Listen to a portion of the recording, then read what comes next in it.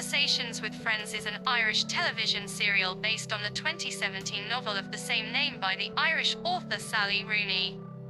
Developed by Element Pictures for BBC Three and Hulu in association with Art1, it is the second adaptation by this crew of a Rooney novel after Normal People in 2020. Conversations with Friends was first broadcast on 15th May 2022. The series received mixed reviews with praise for the performance of lead cast and aesthetics. In February 2020, it was announced that Conversations with Friends would be made into a 12-episode miniseries 2-3 and that most of the creative team behind the adaptation of Rooney's second novel, Normal People, including Element Pictures director Lenny Abrahamson and co-writer Alice Birch, would be returning for this adaptation. 4-5 Mark O'Halloran, Maeve McHugh and Susan Sooney Stanton were added as writers and Leanne Wellham was added as a director. The cast was announced in February 2021 with Joe Alwyn, Jemima Kirk, Tasha Lane, and Alison Oliver as the book's main quartet. Principal photography began in April 2021 in Northern Ireland. Locations include Northern Ireland, the Republic of Ireland and Hvar, Croatia. 7 cast and crew were on set in Bray, County Wicklow. That July 8, the production included an intimacy coordinator, Ita O'Brien. The series premiered/released on 15th May 2022 on BBC Three and Hulu. Tenet premiered on Art1 on Wednesday, May 18th with a feature-length episode. 11 Endeavour Content will distribute the series internationally. 6. As of May 30th, 2023, the series was removed from the Hulu streaming platform. On review aggregator website Rotten Tomatoes, the limited series holds a 60% approval rating based on 58 critic reviews, with an average rating of 6.7/10. The website's critics' consensus reads, while the characters are unevenly compelling, and the overlong plotting makes these conversations often go in circles, this adaptation retains some of the observant wisdom that made Sally Rooney's novel shine. 13 on Metacritic. The series has a score of 65 out of 100 based on 28 critics, indicating generally favorable reviews. TheGuardian.com review reads, Conversations with Friends. The frustrating awkwardness of a much-hyped series. It was always unlikely that Conversations with Friends, the new Hulu and BBC adaptation of Sally Rooney's first novel, would be able to repeat the lightning strike of Normal People. The latter show, another Hulu/BBC production based on Rooney's best-selling second novel and released in April 2020, was the rare combination of right material, right time.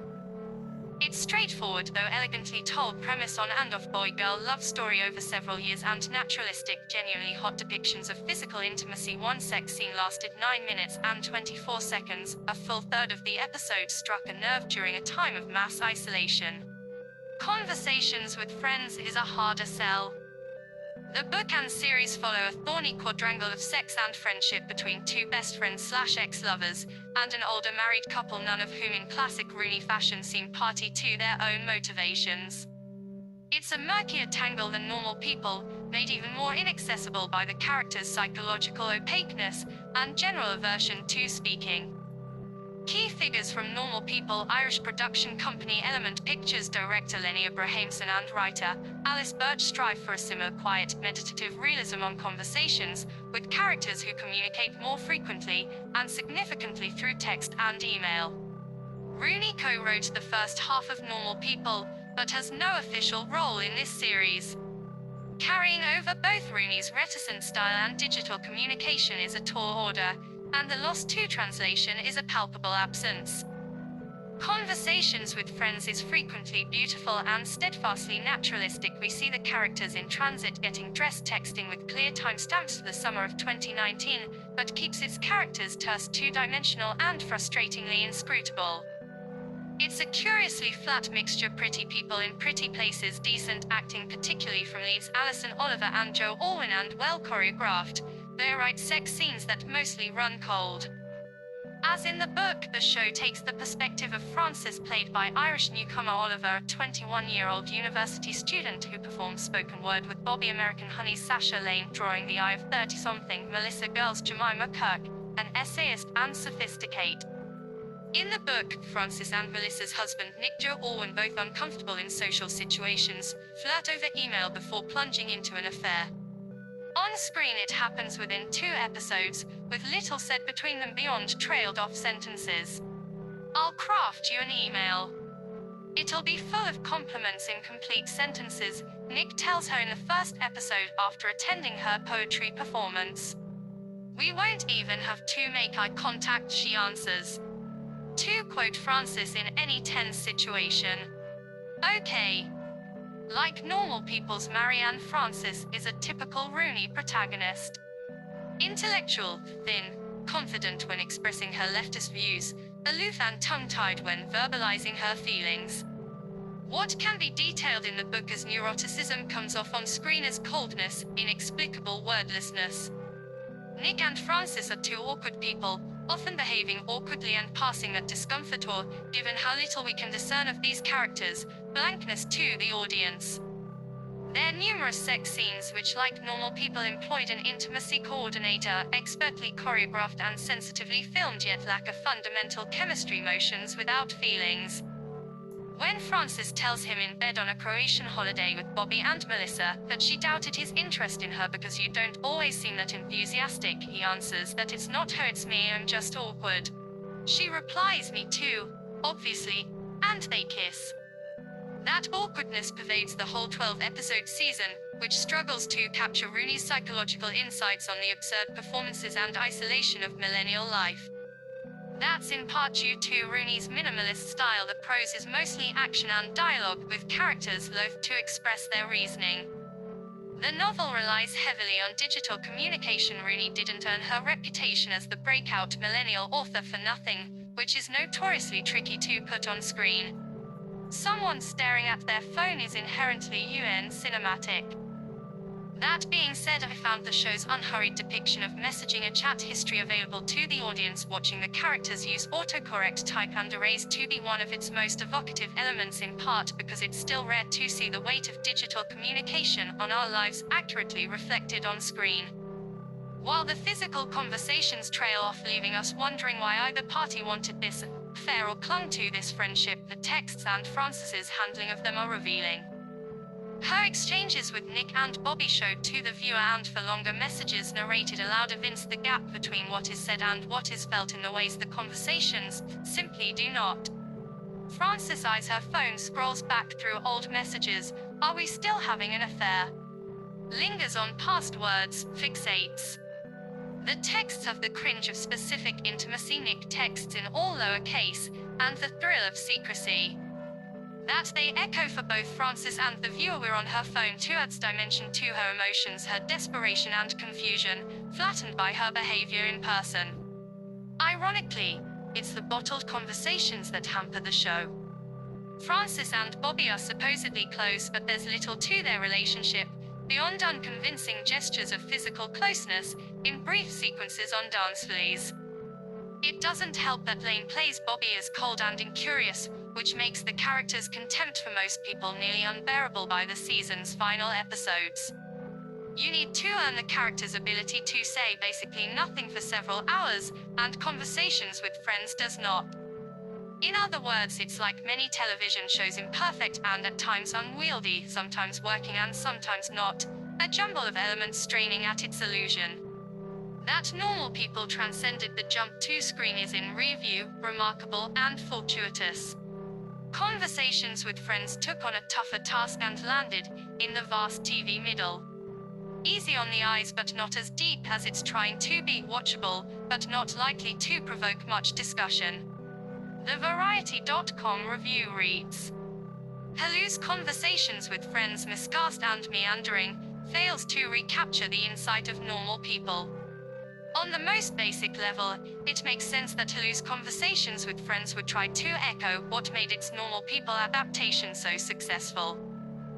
Once again enlisting director Lenny Abrahamson and writer Alice Birch, and once again starring a female actor, Alison Oliver, who resembles author Sally Rooney, and a male one specifically poised to become a breakout thirst object. Joe Alwyn. Conversations with Friends follows the Normal People pattern so closely that it often feels more like a faded impression rather than its own series.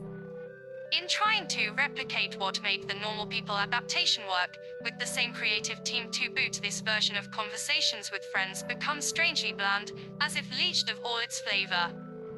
Rooney's Conversations with Friends, her great first novel about a college student whose relationship with a married man becomes all-consuming, bears similarities to her second, Normal People. Nevertheless, it tells an entirely different kind of story that should require a more tailored approach from an adaptation. Without that or the crackling chemistry that pulse throughout Normal People, this show's 12 episodes, premiering all at once on May 15th, meander hesitantly along until it finally just runs out of steam. The series' most egregious mistakes are concentrated in its central romance. As written, the push and pull between college student Frances Oliver and older married actor Nick Allwyn is too magnetic to resist.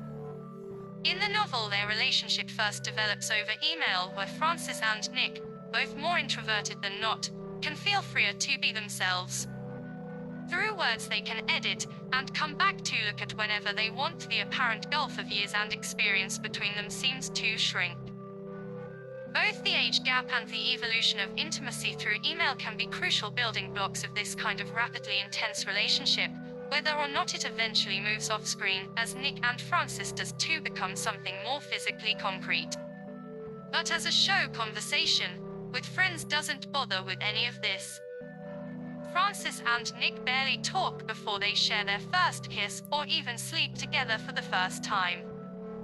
From there on out, they sporadically text or talk on the phone, but their conversations mostly happen in person, in bed. It's understandable that the series might try to find a way around a narrative device that could be tricky to film, though it doesn't stop it from having Frances and her best friend and ex-girlfriend Bobby Sasha Lane read each other's emails through voiceovers. Quickly enough, however, the real problem presents itself and never truly goes away. Oliver and Allwyn simply don't have the chemistry, sexual or otherwise, to pull off Frances and Nick's supposedly overwhelming attraction to each other. While Paul Mescal and Daisy Edgar Jones made it all too easy to understand just how thick the tension was between their characters, Oliver and Allwyn can't summon half the same intensity, which only makes Nick and Frances' dynamic that much harder to believe. And yet, while some of this does come down to Oliver and Allwyn, it's ultimately not their fault that they were miscast, and then tasked with acting through endless scenes of two withdrawn people exchanging glances. Allwyn's generally a capable actor, and he lends his character some gravitas here with a lower rumble of an Irish voice. But he just doesn't read as old enough to sell how many years are ostensibly between Nick and Frances, and there's not much he can do to overcome that fact. Oliver similarly does her best to imbue Frances with some interiority, but can't make up for the script's overall inability to do the same. The only moments when either Oliver or the show seem to understand who Frances is in fact are when Nick isn't around. The back half of the series, in part directed by Leanne Wellham and written by Maeve McHugh, expand the story beyond the oppressive loop of Nick and Frances' relationship to show what her life looks like outside it. It even occasionally finds something more interesting to say about her fractured relationships with her mother Justine Mitchell, father Tommy Tiernan of Derry Girls, Bobby and her own mysteriously ailing body. But then she inevitably ends up back with Nick, and the air gets sucked back out of the room again. Maybe the most telling part of Hulu's Conversations with Friends, though, is how much more convincing it is when it edges the more extroverted characters of Bobby and Melissa Jemima Kirk, Nick's writer-wife, closer to the story center. For one, Elaine and Kirk give the show's best performances by a long shot. As Bobby, a character who could easily become the cool girl cliché Frances sometimes sees her as, Elaine paints a picture of a warm, sensitive, occasionally self-absorbed person who immediately feels more three-dimensional than Oliver's Frances manages to be throughout much of the series. Kirk doesn't get as much time as Elaine to flesh out her character, but proves quickly enough that she doesn't especially need it, anyway. In several key scenes, Kirk's deft performance makes Melissa feel far more real than either Frances or Nick, lost in their blissful bubble of sex and validation, want to realize. It's also revealing that the scripts get sharper and more economical in illustrating who Bobby and Melissa are than they routinely are with Nick and Frances. As Normal People did so well to give its reserved characters depth, it's surprising to see how much Conversations with Friends struggles in this respect. It's also damning given who and what this story's supposed to be about. Without enough nuance and heat to go around, this version of Conversations with Friends ends up too elusive to shed much insight at all.